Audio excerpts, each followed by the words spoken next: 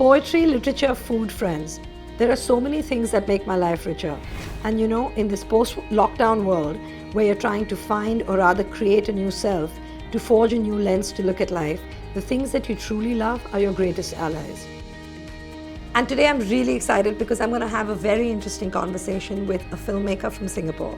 His name is Boo Junfeng. Junfeng's films have been selected at Cannes twice. His film Sandcastle was an International Critics Week nominee. With films like Apprentice, Seven Letters, Junfeng is one of Asia's most promising young filmmakers.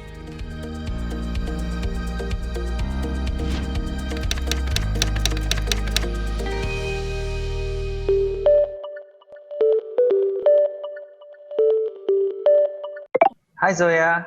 Hello, how are you? How are you? I'm fine. How are you? Are you at home? I'm at home, yeah. I'm at home. I'm actually in my TV room, but you don't look like you're at home. No, where are you? No, I'm in my school. My ex-school, my former school. School or college? Well, my college, my art college when I did my film studies for a year. Yeah. Oh, wow. And I'm really excited to talk to you because I actually just saw your film this morning. So the images are like fresh in my head. Which one did you see? I saw Gully Boy. Oh, you saw Gully Boy. Okay, that's the last film I did. Yeah. Yeah, exactly. Yeah, I saw Sandcastle. Oh, did you? In the last week, yeah. And I really, really liked Sandcastle. It was extremely moving. Oh, but what blew my mind was the family portrait. Yeah, the one which you were 19 when you shot that. Yeah, it was my very first film when I did it in Barcelona. I mean, it's incredible that you made that at 19. It was also nice to see you shot in Barcelona because I've shot there as well. Oh, that's nice. Yeah, that's our Spanish connection. Yeah. Yeah, I've shot there as well. It's a great city. It's very nice. So where are you? You're in your school?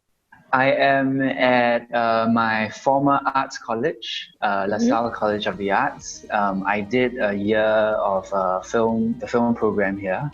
And it was like a year where I was given the chance to explore, to experiment. And actually the short film that I made here in this school was kind of my last independent short. And it went to Berlin. It went to Berlin Film Festival. Where Gully Boy went. Yes. Yeah. But is your school? I mean, do you have like foreign students? Do they teach in English? Is it a possibility if kids want to come from India to a film school and? Oh, for sure. I mean, English is the lingua franca here, so everything is taught in English. So I think in this college they have students from all over the world, especially from Southeast Asia, and right across the street actually from La Salle is Little India, where at the moment there is all the Deepavali light up, which is for Diwali, in the lead up to Deepavali. So it's quite a festive period here. Of course, if you take out COVID, it usually is more bustling.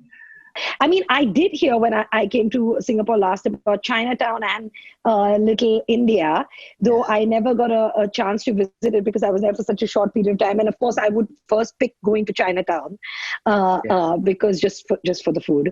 But I would pick going to Chinatown to look at it before I went to Little India. But Little India, is it like the sari shops and the spice shops? And is it like that? Yes.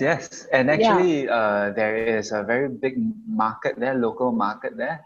Where I actually go to buy groceries. So it's a very bustling area. And typically, I think on weekends is when we will see the place especially crowded, from migrant workers to locals, kind of all congregating in the area. Y'all have a pretty decent Indian population, no? Like 10% the population, which is nice. So it's basically Chinese, Malay, Indian. Yeah. But that's the thing. Now, the next time I come to Singapore, it's going to be nice to be out there, to meet you. I mean, I don't think whether you want to or not, you have no choice. But, to see a place through someone that lives there, a local, and also to see a place through a local who's interested in the same things I'm interested in. Like I like areas that have art. I like areas that have, historic buildings. I like districts where artists hang out. I like, the kind of things that, like the main touristic, because I've been to thing as a kid. So you just do what your parents make you do. So you do the botanical gardens and you see them all, you do all that. But then when I came as an adult, I came with film. So you ended up saying, okay, you need to eat this, or you need to do that. But I want to go there on my own and now explore areas, areas that are secrets in that sense. For sure. Actually, in fact, just around the corner from the school is a place that I go to quite often. It's called Objectives. It's a center for photography and film as well. And you will find in there exhibitions as well as like these photo books as well as films from Singapore and also the region. I love that. It's quite a special place. And I love that. They have a non-profit place that supports photographers and filmmakers in Singapore. Yeah. Like, I mean, when I come to Singapore now, I want to go to the places that, you've mentioned. And it would be very interesting for me to see, like, if I had to shoot Singapore, I might actually look at it very differently from what you do. For sure. Don't you think? Yeah, and I mean that's the wonderful thing about going to a foreign place as well. You tend to pick out or from your own observations what life looks like. Right. And right now, actually, in Singapore, where the life is actually in the various housing estates that a lot of the good food, right, that used to be in Chinatown. Some of it still is in Chinatown or Little India, but they have all kind of moved into the rest of the island, where you will find actually where the food is the most local, where people the way people used to live around, for example, the older areas like Chinatown, where they would hang their clothes out on these bamboo poles. They have actually moved that practice into what we call the heartlands, whereby now on all these high-rise buildings, we call them HDB flats. Right. You would still see the same bamboo poles sticking out of kitchens and with underwear and all kinds of clothes hanging from them from like 20 floors above the ground. So no, but that's the thing, because when you think of Singapore, when you're outside and when people talk to you about it, or when you see imagery of it, everything looks spanking new and clean and, shiny and perfect. And it's a lot of that. It's one of the safest, cleanest, most, the best air. It's one of those places, yes. But when I saw your films, there's also so much more atmosphere that you get when you see an artist's work that's from there that I wouldn't get normally. I wouldn't get that impression of the city just by being a tourist or just by looking at, you have to get in there, because that's where the juice of the people is. That's where the heartbeat is, the atmosphere of it, the buildings, the bamboo sticking out with the underwear, the little, corners with the food. That's what you want to see as well. At least for me, that interests me, those, in that sense. Actually, there is a growing scene in Singapore of local designers, of artists. I think it comes with a certain maturing and confidence in our own work and in our own products, in our own films as well. So places like Objectives, like I talked about earlier, that does represent that, because they present a lot of local works by local artists and photographers and filmmakers. And I think the appetite for that, for discovering who we are, what we stand for, those are things that are growing in confidence, I will say. Okay, so let's play a game. It's called Singapore Singapore in a nutshell. Okay. Okay. What is the least likely place you would film at? The least likely place that I've filmed in already was midair and underwater in my second film because I am paranoid of heights, and I had a skydiving sequence. I mean, I rarely wear heels. I'm that scared of heights. So I filmed in midair in this little plane that was open, and I was just freaking out. And then I did an underwater sequence, and I'm completely claustrophobic. I don't want to go underwater. So those were my least likely places. You? So for me, it was so I wanted to document a cemetery in Singapore called Bukit Brown Cemetery. It's actually known to be possibly the largest Chinese cemetery outside of China, and it's on tiny Singapore. And I went there years ago, wanting to feel the space, and people thought I was weird, right? Like going to a cemetery. But what I did was I brought actors there, and we literally just lay down among the tombstones, and we just closed our eyes, and you just got the feeling of what a space like that would feel like if it was your final resting place. Right. And it was beautiful. Coming out of the cemetery to something little more alive. Yes. What is a festival in Singapore that I could shoot? What is that one festival, like filmically, that would be visually appealing for an audience? Actually, honestly, the most beautiful festivals to me in Singapore are actually the Indian ones. Whether it's Deepavali or Thaipusam, when you see these processions and you see the lights and the color, to me, it is the most they offer me the most powerful images. But there's another festival in Singapore throughout. It's usually it's the lunar month, the 7th month of the lunar calendar, Chinese calendar. Again, it comes to a bit of a darker side.